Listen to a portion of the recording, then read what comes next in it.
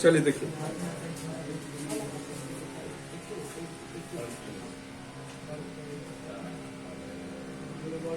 Bluetooth भी ठीक है। तो कहने का मतलब है यहाँ पर आप देख रहे हैं यहाँ पर कि जैसे ये कोई टावर है और यहाँ पर ये जो टावर है वो जमीन पे खड़ा है, ठीक है। और यहाँ पर एक ऑब्जर्वर है और यहाँ पर कोई ऑब्जेक्ट रखा हुआ है। तो ये ऑब्जर्वर जो है ना वो ऑब्जेक्ट को क्या कर रहा है, देख रहा है। ये ऑब्जर्वर जो है वो ऑब्जेक्ट को देख रहा है। तो इसका आंख और ये ऑब्जेक्ट को मिलाने वाला जो लाइन है ना, इसी को हम लोग कहेंगे क्या चीज, लाइन ऑफ साइट। क्या कहेंगे, लाइन ऑफ साइट कहेंगे हम। तो ऑब्जर्वर और ऑब्जेक्ट ये कहलाएगा ऑब्जर्वर और ये कहलाएगा क्या चीज, ऑब्जेक्ट। तो ऑब्जर्वर एंड ऑब्जेक्ट को मिलाने वाला जो लाइन है उसी लाइन को हम लोग कहेंगे क्या चीज, लाइन ऑफ साइट। क्या कहेंगे, लाइन ऑफ साइट। बाबू ऐसा कोई जरूरी नहीं है कि ऑब्जर्वर हमेशा नीचे ही रहेगा। ऐसा भी हो सकता है कि ऑब्जर्वर कहाँ रहे, आपका ऊपर रहे। तो जैसे मान लीजिए इस तरह का है, जैसे मान लीजिए कि ये कोई प्लेन है, ठीक है, ये कोई प्लेन है और इसमें पायलट बैठा हुआ है। क्या बैठा हुआ है, पायलट बैठा हुआ है। ये हवाई जहाज मान लीजिए कि मान लीजिए ये हवाई जहाज आपको 3000 मीटर ऊपर या 1500 मीटर हाइट पर उड़ रही है, ठीक है, यहाँ पर उड़ रही है। ये इस हवाई जहाज का जो पायलट है वह यहाँ जमीन, ये यहाँ पर एक नदी में एक नाव है। इस नाव का जो ड्राइवर है उस ड्राइवर को ये देख रहा है, कितना आंख तेज है उसका। ये यहाँ पर ये जो ड्राइवर है, ये पायलट, ये इसको क्या कर रहा है, देख रहा है। तो यहाँ पर ये होना चाहिए ऑब्जर्वर और ये होना चाहिए क्या चीज, ऑब्जेक्ट। यही होना चाहिए। तो अभी जो है ऑब्जर्वर कहाँ है, अभी ऊपर है ऑब्जर्वर। तो अभी जो है ऑब्जर्वर है ऊपर, तो ऑब्जर्वर है अभी ऊपर और ऑब्जेक्ट है कहाँ, नीचे। तो ऑब्जेक्ट और ऑब्जर्वर को मिलाने वाला लाइन को हम लोग क्या कहेंगे, लाइन ऑफ साइट। क्या कहेंगे, लाइन ऑफ साइट। तो लाइन ऑफ साइट हमेशा ऑब्जेक्ट और ऑब्जर्वर को क्या करता है, मिलाता है। आगे बात समझिए। तो कहने का मतलब है कि ऑब्जेक्ट और ऑब्जर्वर को मिलाने वाला जो लाइन है उसी लाइन को हम लोग क्या कहेंगे, लाइन ऑफ साइट। तो लाइन ऑफ साइट समझने में कोई दिक्कत नहीं है। चलिए लिखिए, एक बात हमेशा याद रखिएगा कि ऑब्जर्वर या तो नीचे रहेगा या तो ऑब्जर्वर कहाँ रहेगा, आपका ऊपर रहेगा। चलिए लिखिए, लिखेंगे when an observer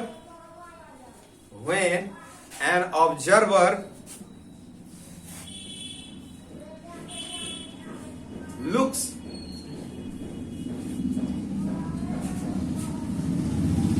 from a point O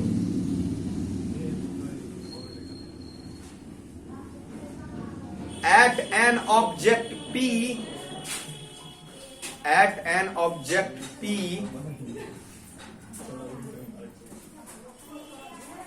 then the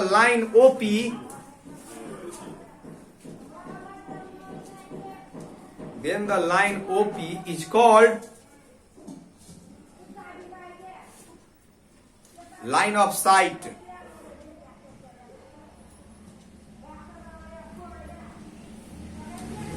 line of site. आप फिगर बनाएंगे ये वाला, यहां पर है, देखिए P,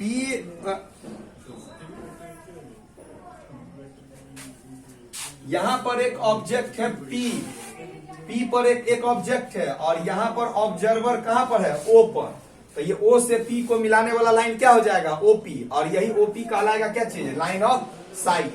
तो आप हमेशा याद रखेंगे कि ऑब्जर्वर या तो नीचे रहेगा या तो ऊपर रहेगा, कहीं भी रह सकता है ऑब्जर्वर।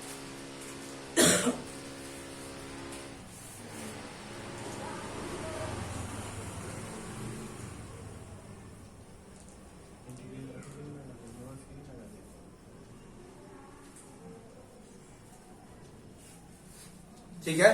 अब अगला पॉइंट देंगे angle of elevation. Angle of elevation,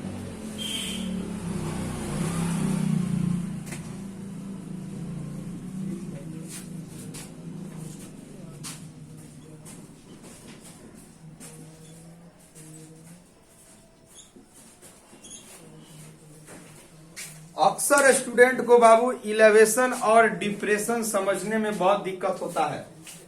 आप इलेवेशन और डिप्रेशन समझने से पहले आप ये समझिए कि हॉरिजॉन्टल क्या होता है, क्योंकि एंगल कभी भी बनेगा ना तो हॉरिजॉन्टल और लाइन ऑफ साइट को मिला करके एंगल बनेगा। हॉरिजॉन्टल कहां होगा, चलिए आप ध्यान से समझिए। जिस जगह पर ऑब्जर्वर होगा, मेरा बात ध्यान से समझिएगा, जिस जगह पर ऑब्जर्वर होगा उस ऑब्जर्वर से अर्थ के पैरेलल में एक लाइन खींच दीजिए, वही लाइन कहलाएगा आपको क्या चीज, हॉरिजॉन्टल। मेरा बात ध्यान से समझिएगा। जैसे मान लीजिए कि ये टावर है, ये जमीन पर है, यहां पर ऑब्जर्वर है, ठीक है, यहां पर है आपका ऑब्जर्वर। तो ऑब्जर्वर अभी नीचे है ना, तो इस ऑब्जर्वर से अर्थ के पैरेलल में हम एक लाइन खींच दिए, तो यही लाइन जो है वह कहलाना चाहिए क्या चीज, हॉरिजॉन्टल। क्या कहलाना चाहिए, हॉरिजॉन्टल। ऑब्जर्वर हम आपको बताए हैं कि कहीं भी रह सकता है, या तो नीचे रहेगा या तो कहां रहेगा, ऊपर। अगर ऑब्जर्वर ऊपर में भी है तो भी आप ऑब्जर्वर से अर्थ के पैरेलल में एक लाइन खींच दीजिए, ये लाइन हो गया क्या चीज आपका, हॉरिजॉन्टल। क्या हो गया, हॉरिजॉन्टल। तो और ये ऑब्जर्वर यहां इस तरह से देख रहा है इस ऑब्जेक्ट को, ये ऑब्जर्वर यहां से क्या कर रहा है, देख रहा है। तो मान लीजिए इस तरह से यहां से देख रहा है, तो इसके आंख में कि ऑब्जर्वर और ऑब्जेक्ट, यहां पर ऑब्जेक्ट है, ठीक है, ये ऑब्जर्वर हुआ और ये यहां पर आपका ऑब्जेक्ट है। तो ऑब्जर्वर और ऑब्जेक्ट को मिलाने वाला लाइन को क्या कहेंगे हम लोग, लाइन ऑफ साइट। क्या कहेंगे हम लोग, लाइन ऑफ साइट। और ये हो गया क्या चीज, हॉरिजॉन्टल। यहां पर आइए बाबू, ये है लाइन ऑफ साइट और ये होना चाहिए क्या चीज, हॉरिजॉन्टल। यही ना होना चाहिए, हॉरिजॉन्टल। तो अब सवाल उठता है एंगल ऑफ इलेवेशन का, कि ये क्या है angle of elevation. Angle of elevation तब ये बनेगा जब ऑब्जर्वर कहां रहना चाहिए, नीचे। ऑब्जर्वर नीचे रहेगा तब ये बनेगा एंगल ऑफ इलेवेशन। अगर आपको क्वेश्चन में कह रहा है कि एंगल ऑफ इलेवेशन बना है, आप हमेशा समझेंगे कि वो एंगल कहां बना होगा, नीचे। और अगर बोले कि एंगल ऑफ डिप्रेशन बना है तो वो एंगल कहां होगा, ऊपर। तो जब ऑब्जर्वर नीचे रहे, जमीन पर रहे, तब बनेगा एंगल ऑफ इलेवेशन। जब ऑब्जर्वर ऊपर में रहे, मतलब अर्थ से ऊपर रहे, हाइट पे रहे, तो अर्थ से ऊपर अगर रहेगा तब उस केस में आपको बनेगा क्या चीज, एंगल ऑफ डिप्रेशन। क्या बनेगा, एंगल ऑफ डिप्रेशन। तो एंगल ऑफ इलेवेशन और एंगल ऑफ डिप्रेशन में कोई खास ज्यादा का अंतर नहीं है, बस अंतर इतना ही है ऑब्जर्वर का। ऑब्जर्वर अगर नीचे है तब बनेगा आपका एंगल ऑफ इलेवेशन, ऑब्जर्वर अगर ऊपर है तो बनेगा एंगल ऑफ डिप्रेशन। और एंगल बनेगा हमेशा हॉरिजॉन्टल और लाइन ऑफ साइट के बीच। ये है आपका हॉरिजॉन्टल और ये है क्या चीज, लाइन ऑफ साइट। यहां भी देखिए, ये है हॉरिजॉन्टल और ये है क्या चीज, लाइन ऑफ साइट। तो एंगल बनेगा हमेशा हॉरिजॉन्टल और लाइन ऑफ साइट के ही बीच। यहां पर भी बन रहा है आपका थीटा और यहां पर भी बन रहा है आपका थीटा, बशर्ते कि यहां पर डिपेंड कर रहा है कि ऑब्जर्वर कहां है। ऑब्जर्वर अगर नीचे है तब बनना चाहिए क्या चीज, एंगल ऑफ इलेवेशन। और ऑब्जर्वर अगर ऊपर है तो बनेगा क्या चीज, एंगल ऑफ डिप्रेशन। आपको जब ये क्वेश्चन में बोले कि एंगल ऑफ इलेवेशन बना है, क्या बना है, एंगल ऑफ इलेवेशन, आप समझ जाइएगा कि वो एंगल कहां बना होगा, नीचे। और जब भी बोले कि एंगल ऑफ डिप्रेशन बना है तो एंगल कहां बना होगा, ऊपर। कहीं कोई दिक्कत समझने में नहीं ना। लिखिए angle of elevation,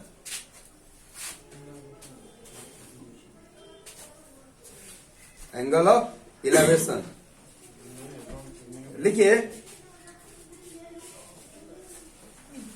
suppose that from A point O, हमारा पॉइंट यहां है ना ओ बाबू, यहां पर ओ था ना हमारा, suppose that from a point O comma you look,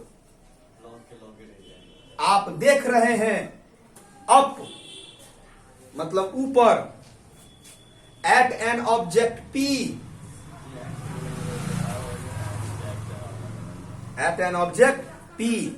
अब वो ऑब्जेक्ट पी कहां है? आपके आंख से ऊपर है, आपका आंख यहां है लेकिन आपके आंख से ऊपर है ऑब्जेक्ट, कॉमा प्लेस्ड एबव,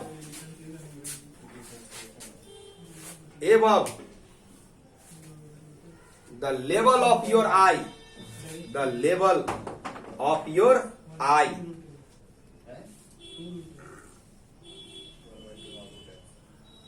ध्यान दीजिए, इसका आंख का लेवल कहां है? यहां यही ना इसका आंख का लेवल, जैसे हमारा आंख का लेवल कहां है? इस लाइन में ऐसे, कोई ऑब्जेक्ट वहां है तो हमारे आंख का जो लेवल है, ये लेवल इस लेवल से ऊपर ना हो गया ऑब्जेक्ट। तो वही बता रहा है कि आप मान लीजिए कि आप जो है वो पॉइंट पर से आप देख रहे हैं किसी ऑब्जेक्ट को, वो ऑब्जेक्ट कहां है? पी पर, वो ऑब्जेक्ट जो है वो आपके आई लेवल से क्या है? ऊपर है, full stop. Then the angle, देखिए ना, then the angle between, then the angle between horizontal, then the angle between horizontal and line of sight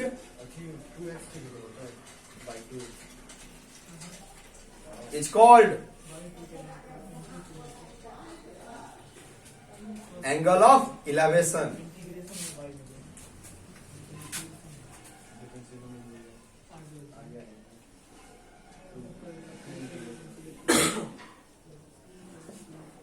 ठीक है, फिगर बनाइए।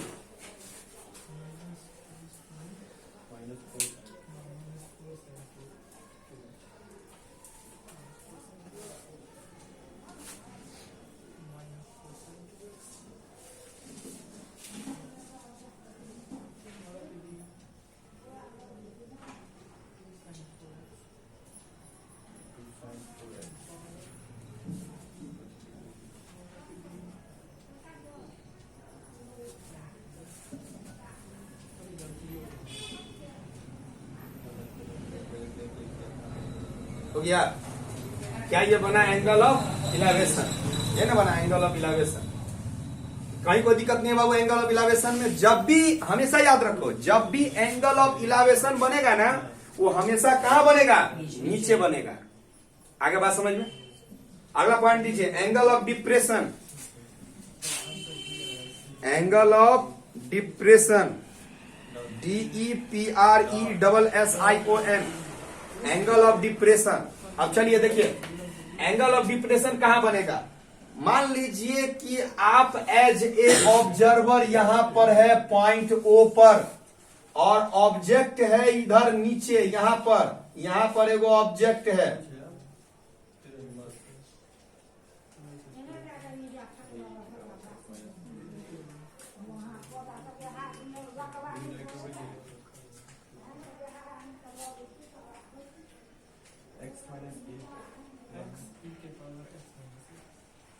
ठीक है, यहां पर एगो ऑब्जेक्ट है, ये समझ में आ रहा है ना? तो यहां पर एगो ऑब्जेक्ट है, यहां से इस ऑब्जेक्ट को देख रहा है, तो ऑब्जर्वर है ऊपर और ऑब्जेक्ट है कहां? आपका नीचे। तो ऊपर से देख रहे हैं तो हम क्या बोले हैं? हॉरिजॉन्टल कहां पर खींचा जाता है? ऑब्जेक्ट जो ऑब्जर्वर रहता है वहीं से अर्थ के पैरेलल। तो ऑब्जर्वर से अर्थ के पैरेलल एक लाइन खींच दीजिए तो क्या हो जाएगा? हॉरिजॉन्टल। उस हॉरिजॉन्टल और ये लाइन ऑफ साइट तो बता दिए है ना, तो लाइन ऑफ साइट के बीच का जो एंगल है वही बनेगा क्या चीज? Angle of depression. तो यही जो एंगल है ये थीटा, ये बन गया आपका एंगल ऑफ डिप्रेशन। समझ में आ गया? तो एंगल ऑफ डिप्रेशन जब भी बनेगा तो कहां बनेगा? मतलब ऑब्जर्वर कहाँ रहेगा, ऊपर। ऑब्जर्वर अगर नीचे रहे तो एंगल ऑफ इलेवेशन। तो एंगल ऑफ इलेवेशन जब भी बनेगा तो नीचे बनेगा, और एंगल ऑफ डिप्रेशन जब भी बनेगा तो आगे बात समझ में। लिखिए, suppose that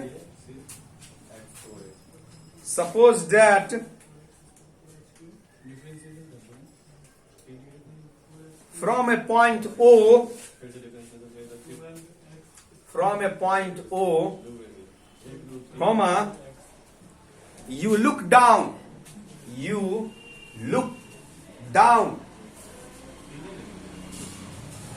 at an object.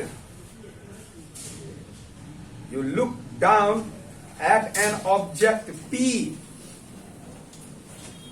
At an object P, comma, placed below the level of your eye. Below the level of your eye. Then the angle between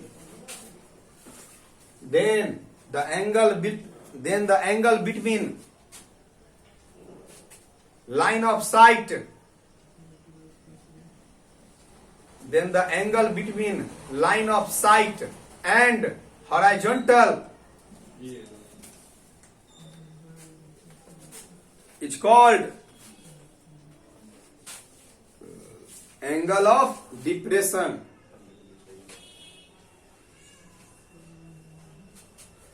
figure बनाइए इस तरह से, ये O है, यहां पर ऑब्जेक्ट है, और ये P है, मतलब ये O है, यहां पर आपका ऑब्जर्वर है, ये है ऑब्जर्वर। अब P पर क्या है आपका ऑब्जेक्ट है, और ये क्या कहलाएगा हॉरिजॉन्टल। ये क्या कहलाएगा हॉरिजॉन्टल। तो ये जो एंगल बना ये थीटा, ये जो एंगल बनेगा यही एंगल कहलाएगा आपका angle of depression. Angle of depression. कहीं कोई दिक्कत नहीं ना, समझ में आ गया आप। चलिए, अब सवाल उठता है कि क्वेश्चन कैसे बनेगा, क्वेश्चन कैसे बनेगा, है कि नहीं। हाइट एंड डिस्टेंस का कोई भी क्वेश्चन हो, वो क्वेश्चन बनाने के लिए आपको कितना बात याद रखना पड़ेगा। सबसे पहली बात है कि हाइट एंड डिस्टेंस का क्वेश्चन बनाने के लिए आप क्वेश्चन को कम से कम 2 से 3 बार आप पढ़िए, और आप 2 ही 3 बार मत पढ़िए। जब तक आपको क्वेश्चन समझ में नहीं आता है तब तक आप उस क्वेश्चन को क्या करिए, पढ़िए 3 बार 4 बार 5 बार, क्योंकि ये क्वेश्चन लॉन्ग आंसर क्वेश्चन होता है आपका, और लॉन्ग आंसर क्वेश्चन को सही से समझ के सही से बनाना चाहिए। तो आप पहले 3 से 4 बार 5 बार, जितना बार में आप समझ सके उतना बार आप क्वेश्चन को क्या करेंगे, पढ़ लेंगे। आप आगे बात समझ। पढ़ने के बाद वो क्वेश्चन जिस तरह से कह रहा है उस तरह से आप एक फिगर तैयार करेंगे। क्या तैयार करेंगे, फिगर इसमें बहुत मायने रखता है। आप एक फिगर तैयार करेंगे। जब आपको फिगर तैयार हो जाएगा उसके बाद जिसका वैल्यू निकालना है और जिसका वैल्यू दिया हुआ है उस दोनों के बीच थीटा को लेकर के आप रिलेशन बैठाएंगे। क्या करेंगे, रिलेशन बैठाएंगे। जैसे मान लीजिए आपने कोई फिगर बनाया इस तरह का, जैसे मान लीजिए आपने कोई इस तरह का फिगर बनाया, ठीक है। यहां पर कह रहा है कि ये है एंगल है, ये मान लीजिए 60 डिग्री एंगल दिया हुआ है, और कह रहा है कि ये टावर का हाइट 20 मीटर है, या मान लीजिए कह रहा है कि किसी घर का हाइट है 20 मीटर, या मान लीजिए 5 मीटर हाइट है, किसी घर का हाइट है 5 मीटर। आ कहेगा इस पर इसके खिड़की तक पहुंचने के लिए एगो आदमी सीढ़ी लगाया है ना, सीढ़ी लगाया खिड़की तक पहुंचने के लिए, ये सीढ़ी लगाया। इस सीढ़ी लगाया तो पूछेगा कि इस सीढ़ी का लंबाई क्या होना चाहिए, इस सीढ़ी का लेंथ क्या होना चाहिए। तो सीढ़ी का लेंथ क्या होना चाहिए, तो इसका लेंथ हमसे पूछा जा रहा है ना। तो कहेगा कि ये सीढ़ी जो है वो अर्थ के साथ, मतलब हॉरिजॉन्टल के साथ कितना एंगल बना रहा है, 60 डिग्री। और बोलेगा ये 60 डिग्री बना रहा है ये, तो ये आपका एंगल ऑफ इलावेशन है, नहीं बनेगा एंगल ऑफ इलावेशन। कहां बन रहा है एंगल, नीचे, तो 60 डिग्री चला बनेगा। तो हमारा क्वेश्चन कैसे बनेगा, आप इस एंगल के लिए ये क्या होना चाहिए, परपेंडिकुलर नहीं होना चाहिए। आप परपेंडिकुलर बेस और हाइपोटेनस आप में से कोई ना कोई दो ही को आपको डिसाइड करना है कि घर है टेढ़ा तो नहीं बनल होगा, सीधे बनल होगा, तो 90 डिग्री होना चाहिए ना यहाँ पर। चलिए, तो ये 90 डिग्री हो गया, तो 90 डिग्री के सामने वाला क्या होना चाहिए, हाइपोटेनियस। और एंगल के सामने वाला क्या होता है, परपेंडिकुलर। क्या होता है, परपेंडिकुलर। तो आपके पास परपेंडिकुलर है और हाइपोटेनस है, तो परपेंडिकुलर और हाइपोटेनस में क्या रिलेशन बैठना चाहिए, साइन थीटा। नहीं बात समझ रहे हैं, साइन थीटा बैठना चाहिए, भूल गए नहीं ना। चलिए, परपेंडिकुलर और हाइपोटेनस में क्या बैठा आपका, साइन थीटा। तो आपने रिलेशन बैठाया है साइन 60 डिग्री, कितना, sine 60 degree equal to A B by B C, ये ना बना है, साइन 60 इक्वल टू क्या चीज, A B by B C. तो कहने का मतलब है कि जो एंगल दिया हुआ है उस एंगल के लिए जो वैल्यू दिया हुआ है वो, और जिसका निकालना है वो दोनों इस एंगल के लिए क्या है। तो ये था इसके लिए परपेंडिकुलर, जो निकालना है वो क्या हो गया इसके लिए, हाइपोटेनस। तो इस दोनों के बीच इस एंगल के कारण क्या रिलेशन बैठेगा, तो हम देखें कि P और H में क्या बैठ रहा है, साइन। आगे बात समझ, तो साइन बैठ रहा है हमारा। तो हम यहाँ पर क्या करेंगे, साइन 60 बराबर इतना लिख देंगे, साइन 60 का वैल्यू कितना हो जाएगा, √3, और √3 इक्वल टू ए बी के जगह कितना बैठा देंगे, 5, और BC थोड़ी लेंगे यहाँ पर, ना BC नहीं है, ये AC, यहाँ पर क्या है, AC, ये BC थोड़ी है, AC ना है हाइपोटेनस, तो AC, तो AC हुआ, तो AB बाई AC, तो AC को क्या लिखेंगे हम लोग, L, क्या लिख लेंगे, L। अब यहाँ से बाई क्रॉस मल्टीप्लाई करके L का वैल्यू निकाल दीजिए, है ना।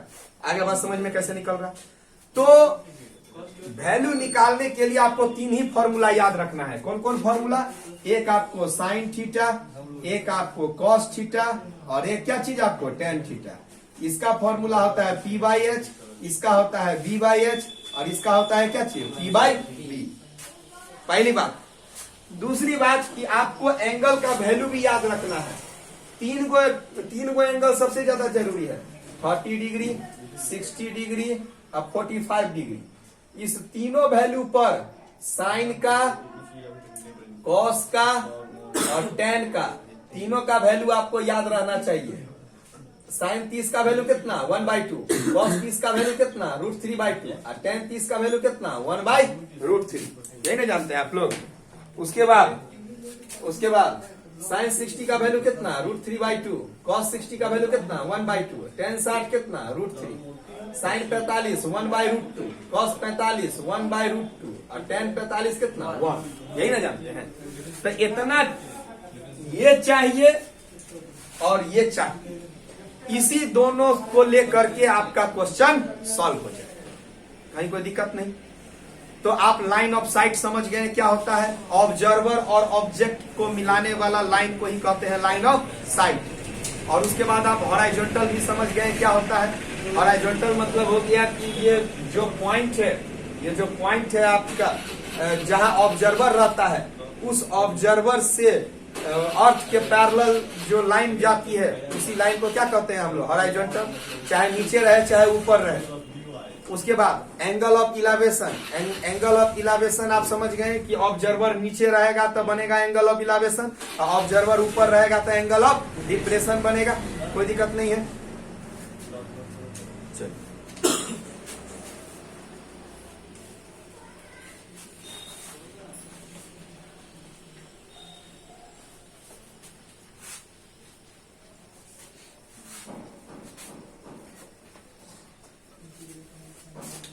अब चलिए हम लोग क्वेश्चन बनाते हैं थोड़ा सा।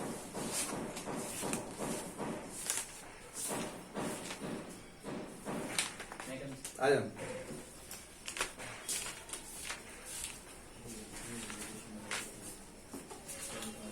चलिए पहला नंबर क्वेश्चन देखिए क्या कह रहा है। पहला नंबर क्वेश्चन देखिए ध्यान से, कह रहा है कि ए tower stands vertically on the ground. एक टावर जो है वह वर्टिकली क्या है, खड़ा है। कहां पर, ग्राउंड पर। चलिए हम बना देते हैं सबसे पहले एक टावर। ये टावर बन गया। ये टावर जो है जमीन पर खड़ा है वर्टिकली। वर्टिकली खड़ा है मतलब कितना डिग्री बना रहा है, 90 डिग्री। आगे बढ़िए। From A point on the ground which is 20 meter away from the foot of tower. Question ध्यान से समझिए क्या कह रहा है। कह रहा है कि from A point on the ground, ground पर एक पॉइंट है। अब वो पॉइंट कहां है ग्राउंड पर, which is 20 meter away, 20 meter क्या है, दूर है। किससे 20 मीटर दूर है, the foot of the tower. Tower का जो फुट है, टावर का जो पैर है, ये फुट से 20 मीटर दूर है। कौन, पॉइंट। पॉइंट जो है 20 मीटर दूर है। तो भेज दीजिए 20 मीटर दूर। मान लीजिए 20 मीटर है यहां से यहां तक, तो ये हो गया पॉइंट आपका। अरे बस समझिए, तो कह रहा है कि एक पॉइंट है जो कि टावर के फुट से कितना मीटर दूर है, 20 मीटर दूर है। आगे बात समझ लो। कह रहा है कि the angle of elevation of its top is found to be 60 degree. Angle of elevation देखा जा रहा है कितना डिग्री, 60 डिग्री। अब किसका एंगल ऑफ इलेवेशन, टावर के टॉप का। तो टावर के टॉप का एंगल ऑफ इलेवेशन देखा जा रहा है 60 डिग्री। तो 60 डिग्री यही ना बनना चाहिए। यहां पर ऑब्जर्वर रहा होगा और वहां पर ऑब्जेक्ट है टावर का टॉप। यहां से टावर के टॉप को ऐसे देख रहा होगा। तो आंख और ऑब्जेक्ट को मिलाएंगे तो लाइन ऑफ साइट हुआ, ये हॉरिजॉन्टल हुआ। तो उसके बीच में एंगल ऑफ इलेवेशन। और वैसे भी हम लोग जानते हैं कि इलेवेशन कहां बनेगा, नीचे नहीं बनेगा। चलिए ज्यादा दिमाग नहीं लगाना। Find the height of tower. क्या कह रहा है निकालने के लिए, टावर का हाइट। चलिए ये रहा टावर का, ये है टावर, टावर का हाइट ए बी सी। सबसे पहले आप क्या करेंगे, आप मान लेंगे जिसका वैल्यू कह रहा है निकालने के लिए उसका वैल्यू पहले मान लेंगे। मानेंगे कि let the height of tower है ना, height of tower, let the height of tower is h meter. Tower का हाइट क्या मान लिए हम लोग, h मीटर मान लिए। कितना मान लिए, h मीटर। अब चलिए देखिए कि in triangle A B C comma angle B equal to 90 degree, इतना जरूर लिखेंगे। अब बताइए हमको जो वैल्यू दिया हुआ है और जिसका वैल्यू निकालना है, इस एंगल के लिए ये क्या है, परपेंडिकुलर। हाइपोटेनस 90 डिग्री के सामने रहता है, बना देगा परपेंडिकुलर। देखो ये एंगल के सामने वाला क्या हो गया, परपेंडिकुलर। ये क्या हो जाएगा, बेस। तो परपेंडिकुलर और बेस में क्या रहता है, कहां गया ये, 10 रहता है। तो थीटा के जगह पर कितना डिग्री, यहां पर 60 डिग्री। तो चलिए therefore tan 60 degree equal to perpendicular by base. तो परपेंडिकुलर क्या हो जाएगा, ए बी, और बेस क्या हो जाएगा, BC। चलिए tan 60 का वैल्यू कितना, वहां देखो tan 60 का वैल्यू √3। अब बराबर ए बी को क्या माने हैं, h। अब BC के जगह कितना, 20। कोना कोनी गुना करो तो h बराबर कितना, 20 √3 मीटर। और √3 का वैल्यू दे होगा, √3 बराबर 1.732। तो 20 इंटू 1.732। तो सबसे पहले यहां से एगो जीरो हटा दो। जब ये एगो जीरो हटाएगा डेसिमल कहा जाएगा, उधर। तो 2 इंटू 17.32। तो 2 2 जा 4, 2 3 जा 6, 17 दूनी 34, इतना मीटर आंसर। नहीं समझ में आया? तो सबसे बड़ा चीज है यहां पर फिगर बनाना। दूसरी सबसे बड़ी बात है कि आपको जो वैल्यू दिया हुआ है और जो निकालना है, आप बताइए कि ये दोनों चीज इस एंगल के लिए क्या होना चाहिए, परपेंडिकुलर होना चाहिए कि बेस होना चाहिए कि हाइपोटेनस होना चाहिए। अरे बात समझ में, ऐसा नहीं कि परपेंडिकुलर को हाइपोटेनस कह देंगे। लिखो जल्दी।